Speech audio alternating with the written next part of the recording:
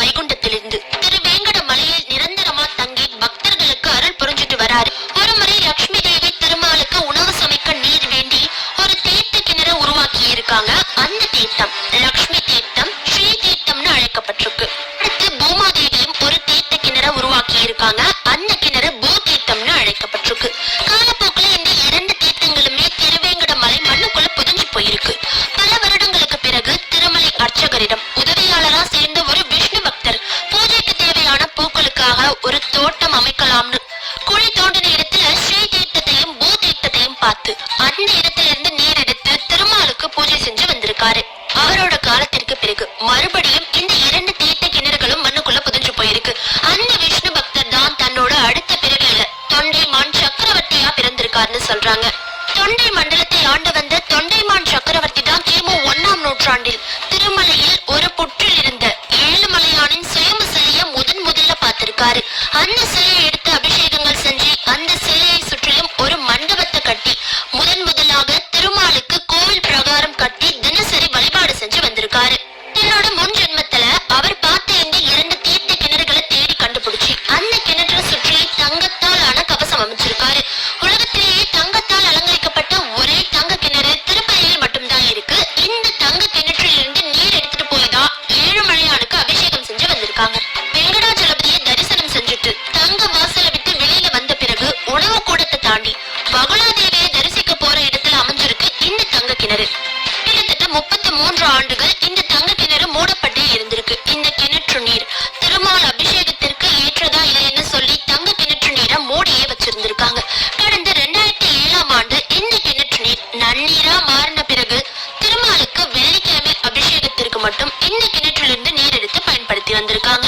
கடல் மட்டத்திலிருந்து 3200 அடி உயரத்தில் அமைஞ்சிருக்கு இந்த திருப்பதி தேவஸ்தானம். திருமால் எழுந்தருளியுள்ள இந்த திருமலையில் சேஷாத்ரி, அஞ்சனாத்ரி, நாராயணாத்ரி, ரிஷபாத்ரி, கருடாத்ரி, வெங்கடாத்ரி, நீலாத்ரி போன்ற 7 மலைகள் இருக்கு. இப்ப அந்த 7 மலைகள் எப்படி உருவானுச்சுன்னு பார்க்கலாம். முதல் மலை சேஷாத்ரி. ஆதிசேஷனுக்கும் வாயு பகவானுக்கும் ஏற்பட்ட சண்டையில் உருவானதுதான் சேஷாத்ரி மலை. அது என்னன்னு பார்க்கலாம். முன்வரு காலத்தில் வாயு பகவானுக்கும் ஆதிசேஷனுக்கும் 2 பேர்ல யார் அதிக பலசாலிங்கிற வாக்குவாதம் ஏற்பட்டிருக்கு. அப்போ அந்த இடத்துக்கு வந்த நாரதர் அவங்களோட சண்டையை பார்த்துட்டு 2 பேரும் ஏன் இப்படி சண்டை போட்டுக்கிறீங்க, நான் ஒரு போட்டி வைக்கிறேன், அதுல யார் ஜெயிக்கிறீங்களோ அவங்கதான் அதிக சக்தி வாய்ந்தவங்கன்னு முடிவெடுக்கலாம்னு சொல்லி போட்டியை பத்தி 2 பேர்கிட்டையும் எடுத்து சொல்றாரு. மேரு மலையின் மகனாக கருதப்படும் அனந்த பர்வத மலைய ஆதிசேஷனை பலம் வர சொல்லிட்டு வாயு பகவான கூப்பிட்டு அந்த மலையை அசைக்க சொல்லியிருக்காரு. அனந்த பர்வத மலையை நீ அசைச்சுட்டா நீதான் பலசாலின்னு வாயு பகவான் கிட்ட சொல்றாரு. அப்படி அசைக்க முடியலன்னா ஆதிசேஷன் தான் பலசாலின்னு சொல்றாரு. நாரதர் சொன்ன இந்த யோசனை 2 பேருக்குமே புடிச்சு போயிடுச்சான். உடனே ஆதிசேஷன் அனந்த பர்வத மலைய பலமா சுற்றி வர ஆரம்பிச்சிருக்காரு. வாயுதேவன் தன்னோட முழு வலிமையையும் காட்டி அந்த பர்வத மலையை அசைக்க முயற்சி செஞ்சிருக்காரு. வாயு பகவான் எவ்வளவோ முயற்சி செஞ்சும் அந்த பர்வத மலையை கொஞ்சம் கூட அசைக்க முடியலையா.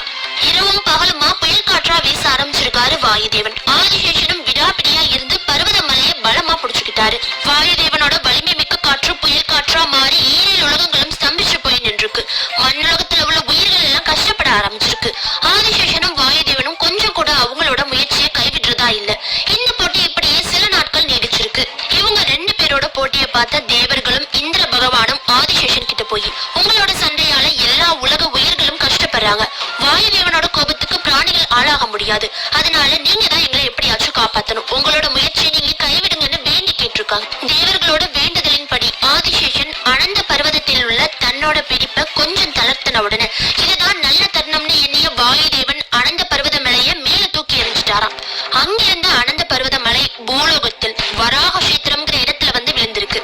இந்த வராக கஷேத்திரம் தான் இப்ப இருக்க திருப்பதி. ஆதிசேஷன் மூலமா வந்த காரணத்தினால் தன்னுடைய கர்வத்தை விட்டு ஆதிசேஷன்ங்கிற பெயரால் சேஷாத்ரின்னு இந்த மலைக்கு பெயர் கிடைச்சிருக்கு.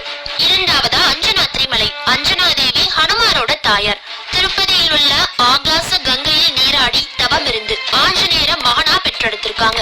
இதனாலதான் இந்த மலைக்கு அஞ்சனாத்ரிங்கிற பெயர் ஏற்பட்டிருக்கு. மூன்றாவதா நாராயணாத்ரி மலை. நாராயண முனிவர் பிரம்மதேவரோட யோசனைப்படி இந்த இடத்தை தேர்ந்தெடுத்து விஷ்ணு பகவானை நோக்கி தவம் இருந்திருக்காரு. அப்போ விஷ்ணு பகவான் தோன்றி உனக்கு என்ன வரம் வேணும்னு கேட்ட போது தெய்வீக சக்தியான உங்களை மக்கள் கலியுகத்திலும் தரிசனம் செய்ய, கலியுகம் முடிகிற வரைக்கும் நீங்க இந்த இடத்திலேயே தங்கி உங்களை தேடி வர பக்தர்கள் கொடுத்திருக்காரு. விஷ்ணு பகவானும் நாராயண முனிவருக்கு அவர் கேட்ட வரத்தை கொடுத்திருக்காரு. அதனால இந்த இடத்துக்கு நாராயணாத்திரிங்கிற பேரு.